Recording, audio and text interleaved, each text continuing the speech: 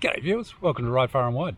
Not out on the road this week. I thought I'd do a quick review on my Adventure Spec Universal Mini Fairing. I've had it now on the bike pretty much the whole time I've had the bike. So about 7,000 kilometers worth. So let's have a bit of a look and see how it all comes together, what it's like, pluses, minuses, and general overall rating. All right, let's get into it.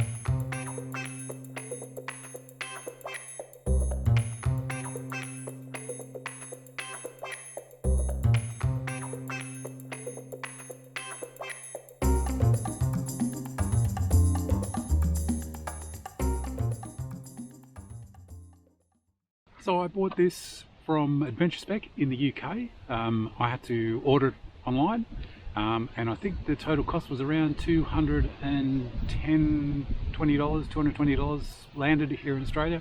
I'll put the price up on the screen when I remember what it is exactly. But yeah, it comes in kit form. So what you do is you get these, the arms come with it. The aluminium or steel, I think it's aluminium base plate or back plate here, and then this plastic fairing part, and they all just bolt together. It's really simple. The instructions are very comprehensive and simple but well explained, so putting it together is no trouble at all. It fits on quite easily. It's designed to fit on a variety of bikes, and these arms come in two sizes. One's for the fat bars, which I've got on here, I think the 28mm, and they also do a one for 22mm. You just need to specify when you purchase it. In terms of componentry, the arms are cut out from nylon or some sort of plastic, quite thick, chunky plastic, so there's plenty of strength there. And they have little caps here on the end that just bolt on, and then you can pivot it on the bars however you like. This aluminium base plate here is all powder coated, so that just bolts in from the sides here, two on each side. And then this is where you mount your phone holder, and it also comes with pre-drilled or pre-cut holes for a power socket and also a switch if you wanted to put that in. And then this plastic part bolts onto the front. It comes in a variety of colours. I think they've got a few different colours of these. I think white was the only one that was available when I bought mine, so I went with white. It's fine. The top part here where you can mount your GPS or your phone, there is a hole that comes with a little raised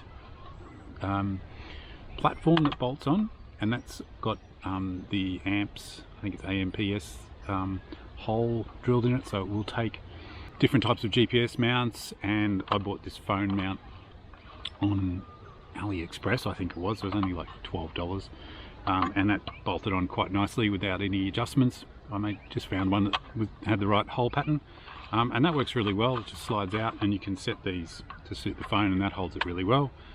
The power socket here, I just picked that up on eBay.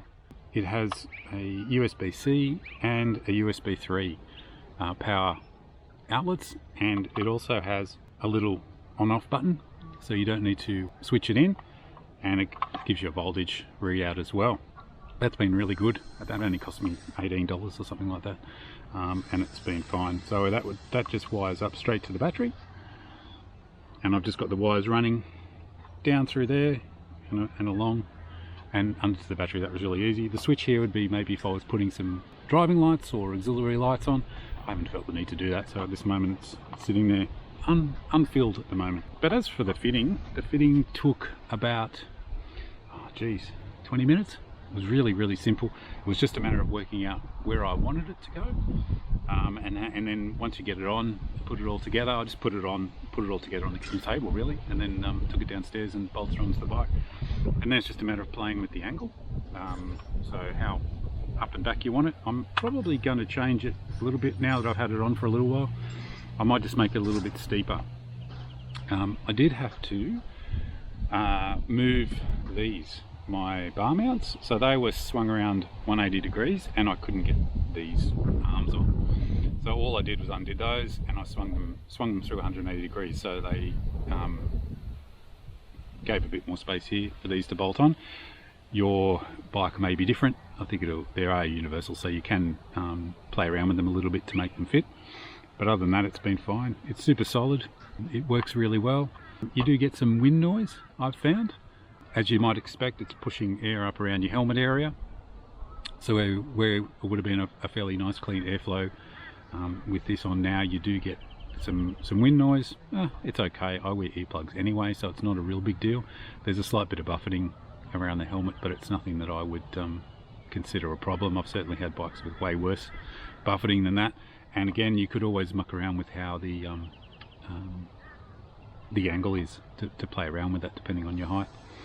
But other than that, for what it is, a sort of relatively, I wouldn't say it was cheap, but it's really well made, and it's a good quality product. Certainly fit the purpose for me. I had my phone previously mounted here on the bars, and I find you're just taking your eyes off the road too much to look at it, so now I put my phone up there for navigation and it works really, really well. So it's in your line of sight much more easily. You can keep an eye on the trails and tracks them wherever you're going. So from that point of view, it's great. And having somewhere to mount the power switch, which means everything's really securely mounted, no problem at all. It hasn't come loose at any stage. It's just been a really good buy. The other main downside I see here, and this is really probably a design thing to do with the WR, is getting the key in, because the ignition switch is down here, so it is a little bit of a struggle sometimes, and you've got to reach right in there, especially if you've got big hands.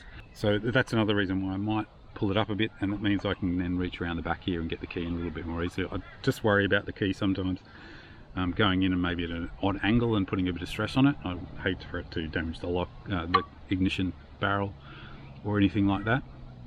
So that's probably one thing I'll play with, but other than that, I wouldn't do anything else to it. So that's the Adventure Spec Universal Mini Fairing.